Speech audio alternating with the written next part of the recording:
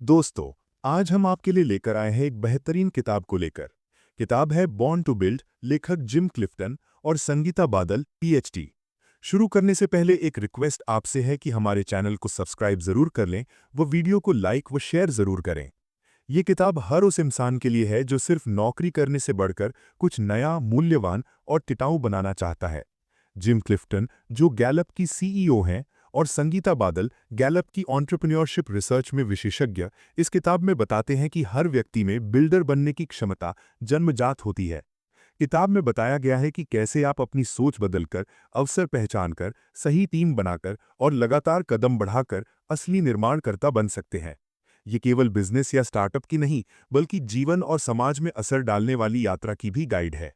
ये किताब इस मूल प्रश्न से शुरू होती है, आप क्या बना रहे हैं? लेखक ये साफ करते हैं कि इंसान की जिंदगी सिर्फ नौकरी करने, सैलरी पाने या समय काटने के लिए नहीं है, बल्कि कुछ बनाने, बिल्ड करने के लिए है। ये बनाना केवल बिजनेस या स्टार्टअप तक सीमित नहीं है, बल्कि एक टीम, एक विचार, एक समुदाय, एक बेहतर जीवन या एक नई पहचान भी हो सकती है। लेखक बताते हैं कि दुनिया की प्रगति हमेशा उन लोगों से हुई है जिन्हें वे बिल्डर्स कहते हैं। बिल्डर्स वे लोग होते हैं जो समस्या देखकर डरते नहीं, बल्कि उसे अवसर में बदलते हैं। वे केवल सपने नहीं देखते, बल्कि उन्हें जमीन पर उतारने का साहस भी रखते हैं। इस भाग में एक बहुत महत्वपूर्ण सोच रखी जाती है। आज समाज में सबसे आम सवाल होता है, आप कहाँ काम करते हैं? लेकिन सही सवाल होना चाहिए, आप क्या बना रहे हैं? क्योंकि काम करने की जगह बदल सकती है, नौकरी जा सकती है, लेकिन जो व्यक्ति कुछ बनाने की सोच रखता है, वो हर परिस्थिति में आगे बढ़ सकता है। लेखक ये भी बताते हैं कि बिल्डर कोई जन्म से अमीर, बहुत पढ़ा लिखा या बिजनेस स्कूल से निकला हुआ व्यक्ति नहीं होता। बिल्डर वो भी हो सकता है जो छोटे शहर से आता है, जिसके पास संसाधन कम है, लेकिन उसके अंदर जुनून, जिज्ञासा और जोखिम उठाने की हिम्मत है। इस भाग में गैलप के रिसर्च का जिक्र आता है, जिसमें बताया गया है कि दुनिया की अधिकांश नौकरियां और आर्थिक विकास छोटे और नए बिजनेस से आते हैं, न कि बड़ी कंपनियों से। इसका मतलब ये है कि अगर बिल्डर्स न हो तो समाज आगे ही नहीं बढ़ सकता। लेखक ये भी स्पष्ट करते हैं कि हर व्यक्ति बिल्डर बन सकता है, लेकिन हर कोई एक ही तरह का बिल्डर नहीं होता। कुछ लोग आइडिया लाने में अच्छे होते हैं, कुछ लोग सिस्टम बनाने में, कुछ लोग लोगों को जोड़ने में और कुछ लोग जोखिम उठाने में। इस किताब का उद्देश्य यही है कि इंसान खुद को पहचाने, मैं किस तरह का बिल्डर हूं। भाग एक में यह भी बताया गया है कि बिल्डर का जीवन आसान नहीं होता। डर, असफलता, अकेलापन और आलोचना, ये सब बिल्डर के रास्ते का हिस्सा होते हैं। लेकिन जो व्यक्ति इनसे भागता नहीं, वही असली निर्माण करता है। लेखक ये सोच तोड़ते हैं कि असफलता का मतलब अंत है। वे कहते हैं कि असफलता बिल्डर के लिए सीखने का साधन है, न कि हार। जो व्यक्ति बार बार सीखता है, वही अंत में मजबूत निर्माण करता है। इस पहले भाग का मुख्य संदेश यही है कि आप सिर्फ नौकरी करने के लिए नहीं बने हैं, आप कुछ नया बनाने के लिए पैदा हुए हैं। दुनिया को बिल्डर्स की जरूरत है, और बिल्डर बनने की शुरुआत सोच बदलने से होती है। यहीं से ये किताब आगे बढ़ती है, जहां अगले भागों में ये समझाया जाएगा कि बिल्डर की सोच कैसी होती है, अवसर कैसे पहचाने जाते हैं, जोखिम कैसे लिए जाते हैं और कैसे एक सामान्य इंसान असाधारण निर्माण कर सकता है। भाग 2 में लेखक इस बात पर गहराई से चर्चा करते हैं कि बिल्डर बनने की शुरुआत बाहर से नहीं, अंदर से होती है। कोई भी व्यक्ति अचानक एक बड़ा बिजनेस या सफल प्रोजेक्ट खड़ा नहीं कर देता। पहले उसके अंदर एक खास मानसिकता, माइंडसेट विकसित होती है, जो उसे दूसरों से अलग बनाती है। लेखक कहते हैं कि बिल्डर वो नहीं होता जो इंतजार करता है कि सब कुछ सही हो जाए, बल्कि वो होता है जो अधूरी जानकारी, सीमित संसाधन और अनिश्चित हालात में भी कदम बढ़ा देता है। ज्यादातर लोग परफेक्ट समय का इंतजार करते रहते हैं, जबकि बिल्डर जानता है कि परफेक्ट समय कभी नहीं आता। इस भाग में एक बहुत अहम बात बताई जाती है, डर सबको लगता है, लेकिन बिल्डर डर के बावजूद काम करता है। डर असफलता का हो सकता है, पैसे के नुकसान का हो सकता है, लोगों की आलोचना का हो सकता है या परिवार के विरोध का हो सकता है। फर्क सिर्फ इतना है कि बिल्डर डर को अपने फैसलों पर हावी नहीं होने देता। लेखक ये भी समझाते हैं कि बिल्डर की सोच नौकरी करने वाले व्यक्ति से अलग होती है। नौकरी करने वाला व्यक्ति सुरक्षा को सबसे ऊपर रखता है, जबकि बिल्डर स्वतंत्रता और प्रभाव को ज्यादा महत्व देता है। इसका मतलब ये नहीं कि नौकरी गलत है, बल्कि ये कि बिल्डर हमेशा सोचता है, अगर ये रास्ता बंद हो गया तो मैं दूसरा रास्ता खुद बना लूंगा। भाग 2 में लेखक आत्मविश्वास पर भी जोर देते हैं। वे कहते हैं कि बिल्डर बनने के लिए दूसरों की अनुमति की जरूरत नहीं होती। बहुत से लोग अपने सपनों को सिर्फ इसलिए दबा देते हैं क्योंकि समाज, रिश्तेदार या दोस्त उन्हें मंजूरी नहीं देते। बिल्डर वही है जो अपनी अंदर की आवाज पर भरोसा करता है, भले ही बाहर की दुनिया उसे न समझे। इस भाग में ये भी बताया गया है कि बिल्डर हर चीज खुद नहीं करता। वो जानता है कि उसे क्या आता है और क्या नहीं, इसलिए वो सीखने के लिए तैयार रहता है, सवाल पूछता है और सही लोगों से जुड़ता है। अहंकार बिल्डर का सबसे बड़ा दुश्मन होता है। लेखक ये भी स्पष्ट करते हैं कि बिल्डर बनने का मतलब केवल पैसा कमाना नहीं है। असली बिल्डर ये सोचता है कि मैं किस समस्या को हल कर रहा हूँ, मेरी बनाई चीज लोगों की जिंदगी कैसे बेहतर बनाएगी। जब उद्देश्य साफ होता है तब मेहनत बोझ नहीं लगती। भाग 2 का मुख्य संदेश यही है कि बिल्डर की यात्रा सोच बदलने से शुरू होती है। डर को खत्म नहीं बल्कि नियंत्रित करना होता है।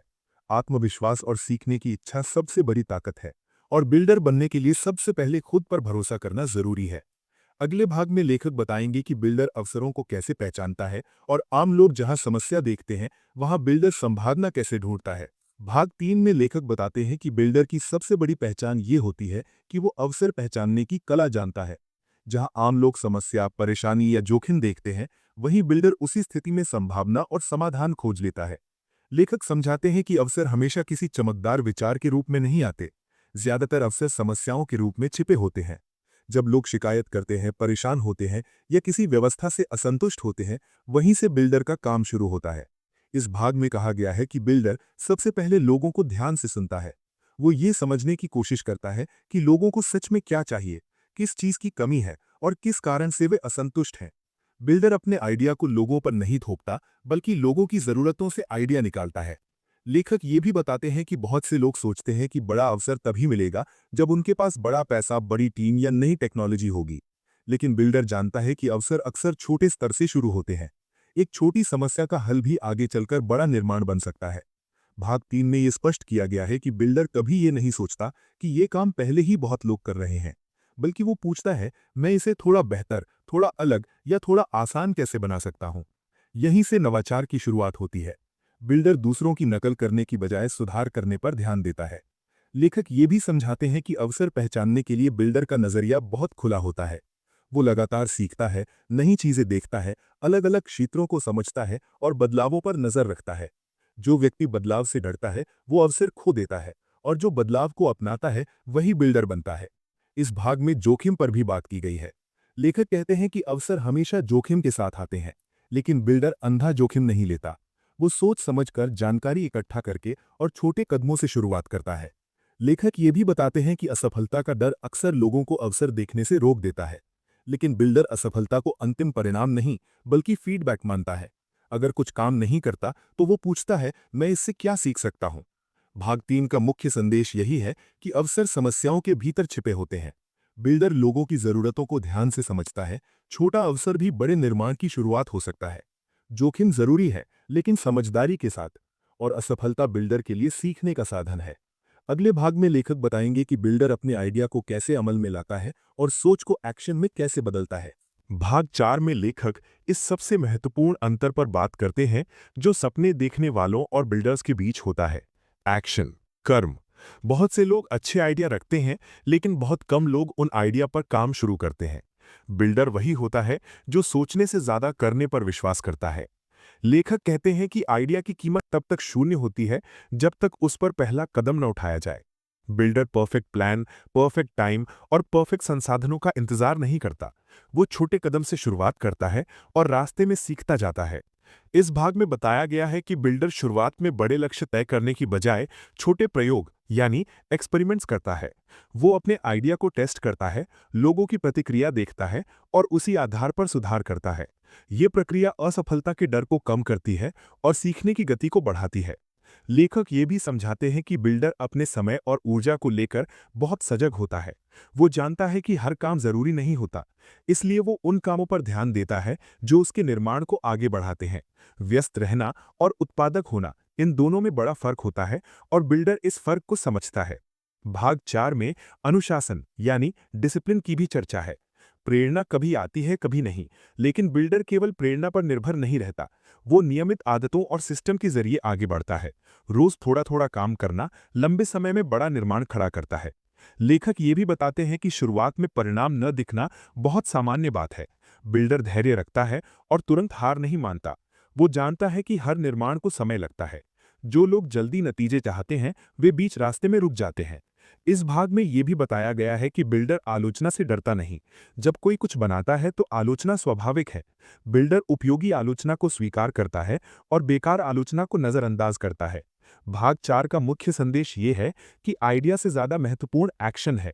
छोटी शुरुआत भी बड़ी सफलता की नींव हो सकती है। अनुशासन और आदतें बिल्डर की ताकत हैं। धैर्य रखना निर्माण का अनिवार्य हिस्सा है। और जो व्यक्ति कदम नहीं उठाता, वो कभी बिल्डर नहीं बन सकता। अगले भाग में लेखक बताएंगे कि बिल्डर सही लोगों को कैसे चुनता है और टीम बनाकर अपने निर्माण को कैसे मजबूत करता है। भाग 5 में लेखक बताते हैं कि कोई भी बिल्डर अकेले बहुत दूर तक नहीं जा सकता। शुरुआती दौर में भले ही व्यक्ति अकेले काम करे, लेकिन जैसे जैसे निर्माण बढ़ता है, सही लोगों की जरूरत अनिवार्य हो जाती है। ये भाग टीम बनाने और लोगों के साथ काम करने की कला पर केंद्रित है। लेखक स्पष्ट करते हैं कि बिल्डर के लिए सबसे बड़ी चुनौती केवल अच्छे लोग ढूंढना नहीं, बल्कि सही लोग चुनना होती है। सही लोग वे होते हैं जो केवल स्किल ही नहीं, बल्कि सोच और मूल्यों में भी बिल्डर के उद्देश्य से जुड़े हों। गलत व्यक्ति पूरी टीम की ऊर्जा को कम कर सकता है। इस भाग में बताया गया है कि बिल्डर को हर काम में खुद को सबसे बेहतर साबित करने की जरूरत नहीं होती। असली बिल्डर वो है जो ये स्वीकार करता है कि कुछ लोग मुझसे बेहतर हैं और मुझे उनके साथ काम करना चाहिए। लेखक कहते हैं कि मजबूत टीम वही होती है जहां हर व्यक्ति की भूमिका साफ हो। बिल्डर सब कुछ खुद नियंत्रित करने की बजाय लोगों पर भरोसा करना सीखता है। माइक्रो मैनेजमेंट टीम को कमजोर करता है, जबकि भरोसा टीम को मजबूत बनाता है। भाग 5 में गैलप के रिसर्च के आधार पर यह भी बताया गया है कि सफल टीमों में लोग सिर्फ नौकरी नहीं करते, बल्कि उद्देश्य से जुड़े होते हैं। जब लोगों को यह समझ आता है कि उनका काम क्यों महत्वपूर्ण है, तब उनका प्रदर्शन अपने आप बेहतर हो जाता है। लेखक ये भी समझाते हैं कि बिल्डर को मुश्किल फैसले लेने पड़ते हैं। कभी-कभी सही निर्माण के लिए गलत फिट लोगों को हटाना भी जरूरी होता है। ये भावनात्मक रूप से कठिन होता है, लेकिन लंबे समय के लिए फायदेमंद होता है। इस भाग में संवाद की अहमियत पर भी जोर दिया गया है। बिल्डर अपनी टीम से खुलकर बात करता है, सुनता है और स्पष्ट दिशा देता है। अस्पष्टता टीम में भ्रम और तनाव पैदा करती है। भाग 5 का मुख्य संदेश ये है कि बिल्डर अकेले नहीं, टीम के साथ बनाता है। सही लोग निर्माण की सबसे बड़ी ताकत होते हैं। भरोसा और स्पष्टता टीम को आगे बढ़ाते हैं। हर व्यक्ति की भूमिका और उद्देश्य साफ होना चाहिए, और कभी-कभी कठिन फैसले भी बिल्डर की जिम्मेदारी होते हैं। अगले भाग में लेखक बताएंगे कि बिल्डर ग्राहकों को कैसे समझता है और अपने निर्माण को लोगों के लिए मूल्यवान कैसे बनाता है। भाग 6 में लेखक बिल्डर और ग्राहक के रिश्ते पर गहराई से बात करते हैं। वे साफ कहते हैं कि कोई भी निर्माण तब तक सफल नहीं हो सकता जब तक वो लोगों के जीवन में वास्तविक मूल्य नहीं जोड़ता। बिल्डर का असली काम सिर्फ कुछ बनाना नहीं, बल्कि लोगों के लिए उपयोगी कुछ बनाना होता है। लेखक बताते हैं कि बहुत से लोग अपने आइडिया से इतना प्यार करने लगते हैं कि वे ये भूल जाते हैं कि ग्राहक क्या चाहता है। बिल्डर इस गलती से बचता है। वो अपने अहंकार को पीछे लगकर ग्राहक की जरूरत, समस्या और अनुभव को प्राथमिकता देता है। इस भाग में बताया गया है कि बिल्डर ग्राहक को सिर्फ खरीदने वाला व्यक्ति नहीं मानता, बल्कि उसे साझेदार की तरह देखता है। ग्राहक की प्रतिक्रिया, शिकायत और सुझाव बिल्डर के लिए सबसे कीमती जानकारी होती है। जो बिल्डर ग्राहकों की बात नहीं सुनता, वो धीरे धीरे बाजार से बाहर हो जाता है। लेखक ये भी समझाते हैं कि मूल्य का मतलब केवल कम कीमत नहीं होता। कभी-कभी ग्राहक समय बचाने, सुविधा पाने, भरोसा महसूस करने या अच्छा अनुभव पाने के लिए ज्यादा कीमत देने को भी तैयार होता है। बिल्डर ये समझने की कोशिश करता है कि उसका ग्राहक असल में किस चीज को महत्व देता है। छठे भाग में भरोसे की अहमियत पर विशेष जोर दिया गया है। लेखक कहते हैं कि बिल्डर का सबसे बड़ा पूंजी भरोसा होता है। एक बार भरोसा टूट गया तो उसे वापस पाना बहुत मुश्किल होता है। इसलिए बिल्डर ईमानदारी, गुणवत्ता और निरंतरता को कभी नजरअंदाज नहीं करता। इस भाग में यह भी बताया गया है कि बिल्डर लंबी सोच रखता है। वो सिर्फ एक बार की बिक्री नहीं चाहता, बल्कि लंबे समय का रिश्ता बनाना चाहता है।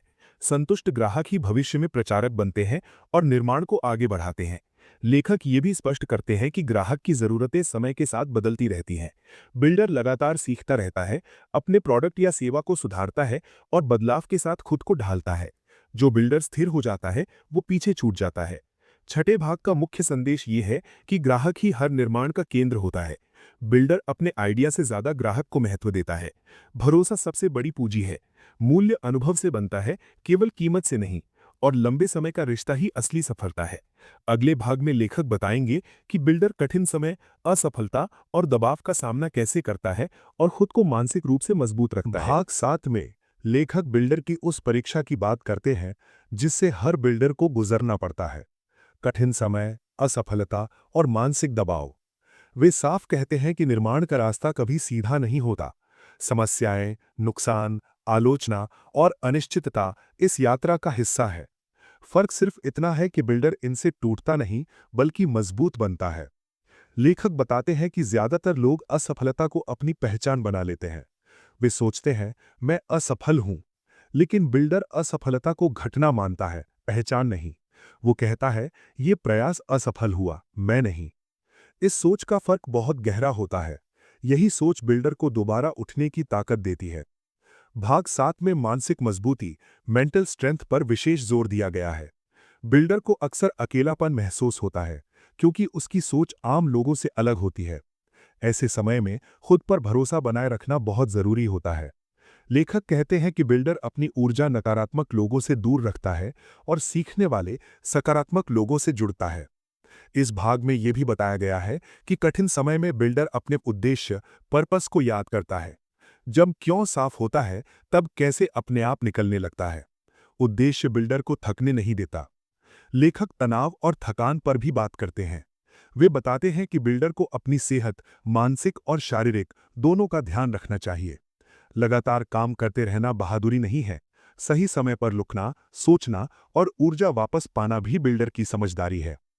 भाग 7 में यह भी स्पष्ट किया गया है कि मदद मांगना कमजोरी नहीं है। बिल्डर जानता है कि हर समस्या अकेले हल करना जरूरी नहीं। सलाह लेना, मार्गदर्शन पाना और अनुभव साझा करना उसे और मजबूत बनाता है। इस भाग का मुख्य संदेश ये है कि असफलता बिल्डर को रोकती नहीं, सिखाती है। मानसिक मजबूती निर्माण की नींव है। उद्देश्य कठिन समय में दिशा देता है। सेहत और संतुलन बनाए रखना जरूरी है। और मदद मांगना भी बिल्डर की ताकत है। अगले भाग में लेखक बताएंगे कि बिल्डर लंबे समय के लिए कैसे सोचता है, अपने निर्माण को कैसे बढ़ाता है और स्थायी सफलता कैसे हासिल करता है। भाग 8 में लेखक बताते हैं कि बिल्डर केवल शुरुआत करने वाला व्यक्ति नहीं होता, बल्कि वो इंसान होता है जो अपने निर्माण को लंबे समय तक टिकाए रखता है और उसे आगे बढ़ाता है। कई लोग कुछ शुरू तो कर देते हैं, लेकिन उसे स्थिर और बड़ा बनाने की सोच नहीं रखते। बिल्डर की असली परीक्षा यही होती है। लेखक कहते हैं कि जैसे जैसे निर्माण बढ़ता है, बिल्डर की भूमिका भी बदलती है। शुरुआत में वो हर काम खुद करता है, लेकिन आगे चलकर उसे सिस्टम बनाने वाले की भूमिका निभानी होती है। अगर सब कुछ बिल्डर पर ही निर्भर रहेगा, तो विकास सीमित रह जाएगा। इस भाग में सिस्टम और प्रक्रियाओं की अहमियत पर जोर दिया गया है। सिस्टम वो ढांचा होता है जो काम को लगातार और भरोसेमंद तरीके से आगे बढ़ाता है, चाहे बिल्डर मौजूद हो या नहीं। सफल बिल्डर धीरे धीरे खुद को हर छोटे काम से निकालकर बड़े निर्णयों पर ध्यान देता है। लेखक ये भी बताते हैं कि विकास के साथ नई चुनौतियां आती हैं, जैसे नियंत्रण खोने का डर, गुणवत्ता बनाए रखने की चिंता और बदलाव से असहजता। लेकिन बिल्डर जानता है कि बदलाव को अपनाए बिना विकास संभव नहीं है। भाग 8 में दीर्घकालिक सोच की भी चर्चा है। बिल्डर तुरंत मिलने वाले लाभ की बजाय स्थायी मूल्य बनाने पर ध्यान देता है। वो ऐसे फैसले लेता है जो आज मुश्किल लग सकते हैं, लेकिन भविष्य में निर्माण को मजबूत बनाते हैं। इस भाग में ये भी बताया गया है कि बिल्डर अपने मूल्यों से समझौता नहीं करता। जैसे जैसे सफलता बढ़ती है, वैसे वैसे समझौते का दबाव भी बढ़ता है। लेकिन जो बिल्डर अपने मूल सिद्धांतों पर टिका रहता है, वही लंबे समय तक सम्मान और भरोसा पाता है। लेखक ये भी स्पष्ट करते हैं कि सीखने की प्रक्रिया कभी खत्म नहीं होती। सफल बिल्डर खुद को सब जानने वाला नहीं मानता। वो नई ट्रेंड्स, नई तकनीक और बदलती जरूरतों के साथ खुद को लगातार अपडेट करता है। भाग 8 का मुख्य संदेश ये है कि बिल्डर शुरुआत नहीं, निरंतरता से पहचाना जाता है। सिस्टम और प्रक्रियाएं विकास की रीढ़ हैं। बदलाव को अपनाना जरूरी है। दीर्घकालिक सोच असली सफलता दिलाती है और मूल्य यानी वैल्यूज ही निर्माण की पहचान होते हैं। भाग 9 में लेखक बिल्डर और सफलता का असली अर्थ पर चर्चा करते हैं। वे बताते हैं कि बहुत लोग सफलता को केवल पैसा, पद या प्रसिद्धि के रूप में देखते हैं, लेकिन बिल्डर के लिए सफलता का माप इससे कहीं अधिक गहरा और व्यापक होता है। लेखक कहते हैं कि बिल्डर की सफलता 3 क्षेत्रों में दिखती है। 1. लोगों पर प्रभाव। बिल्डर अपने निर्माण से लोगों की जिंदगी में बदलाव लाता है। वो केवल लाभ कमाने के लिए काम नहीं करता, बल्कि समाज, ग्राहक और टीम पर सकारात्मक प्रभाव डालने पर ध्यान देता है। 2. आंतरिक संतुष्ट। सिर्फ पैसा या पद से खुशी अस्थायी होती है। बिल्डर का असली आनंद आता है जब वो देखता है कि उसने कुछ मूल्यवान और टिकाऊ बनाया है। ये संतुष्ट उसकी मेहनत और लगन का वास्तविक फल होता है। 3. वृद्धि और सीखना। सफल बिल्डर कभी स्थिर नहीं बैठता। वो लगातार सीखता है, खुद को चुनौती देता है और नई चीजें अपनाता है। उसके लिए निर्माण का मतलब केवल वस्तु या कंपनी नहीं, बल्कि अपने आप को भी लगातार बेहतर बनाना है। इस भाग में लेखक संतुलन की अहमियत पर भी जोर देते हैं। बिल्डर का जीवन केवल काम तक सीमित नहीं होता। वो जानता है कि स्वास्थ्य, परिवार, रिश्ते और मानसिक शांति भी सफलता का हिस्सा है। जो व्यक्ति केवल काम में उलझा रहता है, वो असली बिल्डर नहीं बन पाता। लेखक ये भी बताते हैं कि बिल्डर का दृष्टिकोण हमेशा आगे की ओर होता है। वो अतीत की असफलताओं में फंसा नहीं रहता, बल्कि उन्हें सीख मानता है। इसी दृष्टिकोण से वो दृढ़ता, धैर्य और सकारात्मकता के साथ नई चुनौतियों का सामना करता है। भाग 9 में यह भी बताया गया है कि बिल्डर का मकसद केवल व्यक्तिगत सफलता नहीं है। उसका लक्ष्य समाज में प्रभावशाली परिवर्तन और स्थायी निर्माण करना होता है। यही वजह है कि बिल्डर्स की कहानियां अक्सर पीढ़ियों तक याद रखी जाती हैं। भाग 9 का मुख्य संदेश ये है: सफलता केवल पैसा और पद नहीं, बल्कि प्रभाव, संतुष्ट और सीख है। संतुलित जीवन असली बिल्डर की पहचान है। अतीत की असफलताओं से डरना नहीं, बल्कि उनसे सीखना चाहिए। और बिल्डर का उद्देश्य व्यक्तिगत से आगे बढ़कर समाज तक पहुंचना चाहिए। भाग 10 में लेखक पूरी किताब का सार संक्षेप में प्रस्तुत करते हैं और ये बताते हैं कि हर इंसान में निर्माण की क्षमता जन्मजात रूप से मौजूद है। इस अंतिम भाग में वे पाठक को प्रेरित करते हैं कि अपने अंदर के बिल्डर को पहचानें और उसे सक्रिय करें। लेखक कहते हैं कि बिल्डर बनने की प्रक्रिया कुछ मुख्य चरणों में विभाजित की जा सकती है। 1. खुद की पहचान। हर व्यक्ति के पास कुछ अनोखी क्षमताएं और गुण होते हैं। लेखक कहते हैं कि इसे पहचानना पहला कदम है। गैलप के BP10 असेसमेंट जैसी तकनीकें मदद कर सकती हैं कि आप समझें आप किस तरह के बिल्डर हैं। 2. सोच और दृष्टिकोण। बिल्डर बनने के लिए सोच को बदलना जरूरी है। डर को नियंत्रित करना, असफलता को सीख मानना और अवसरों को परेशानी में देखकर पहचानना, ये मानसिकता का हिस्सा है। 3. कार्यान्वयन। सिर्फ सोचने से काम नहीं चलता। छोटे कदमों से शुरुआत करें, परीक्षण करें, सीखें और लगातार सुधार करें। बिल्डर हमेशा सोच से कार्य की ओर बढ़ता है। 4. टीम और सहयोग। किसी भी निर्माण में सही लोगों का साथ बेहद जरूरी है। बिल्डर सही लोगों को चुनता है, भरोसा करता है और टीम के साथ मिलकर निर्माण को आगे बढ़ाता है। 5. ग्राहक और मूल्य। बिल्डर का ध्यान हमेशा लोगों के लिए मूल्य बनाने पर होता है। ग्राहक की जरूरतें समझना, भरोसा बनाना और लंबी अवधि का संबंध बनाए रखना उसकी प्राथमिकता होती है। 6. संतुलन और दीर्घकालिक सफलता। सफल बिल्डर केवल निर्माण नहीं करता, बल्कि अपने जीवन में संतुलन बनाए रखता है। स्वास्थ्य, रिश्ते, सीख और व्यक्तिगत संतुष्ट भी उतने ही महत्वपूर्ण हैं। इस अंतिम भाग में लेखक एक प्रेरक संदेश देते हैं। आप जन्मजात बिल्डर हैं। अब इसे पहचानिए, इसे जगाइए और अपने विचारों को वास्तविक निर्माण में बदलिए। दुनिया आपके निर्माण की प्रतीक्षा कर रही है। लेखक ये भी बताते हैं कि बिल्डर बनने की यात्रा आसान नहीं होती, लेकिन ये सबसे संतोषजनक और अर्थपूर्ण यात्रा है। हर कठिनाई, असफलता और चुनौती आपको अधिक सक्षम, अधिक समझदार और अधिक प्रभावशाली बनाती है। भाग 10 का मुख्य संदेश ये है कि हर इंसान में निर्माण की क्षमता मौजूद है। खुद की पहचान और सोच बदलना पहला कदम है। छोटे कदमों से शुरुआत करें और लगातार सीखते रहें। सही टीम और ग्राहक के साथ निर्माण को बढ़ाएं। जीवन में संतुलन और दीर्घकालिक दृष्टि बनाए रखें और सबसे महत्वपूर्ण, अभी शुरू करें, क्योंकि दुनिया आपके निर्माण का इंतजार कर रही है। इस तरह बॉर्न टू बिल्ड न केवल बिजनेस या स्टार्टअप की किताब है, बल्कि ये हर व्यक्ति को अपने जीवन, काम और समाज में असली निर्माणकर्ता बनने की प्रेरणा देती है। दोस्तों, उम्मीद है आपको हमारी ये ऑडियो बुक पसंद आई होगी। प्लीज़ वीडियो को एक लाइक और शेयर और चैनल को सब्सक्राइब जरूर करें। मिलते हैं अगले किसी शानदार ऑडियो बुक में। तब तक के लिए बाय बाय।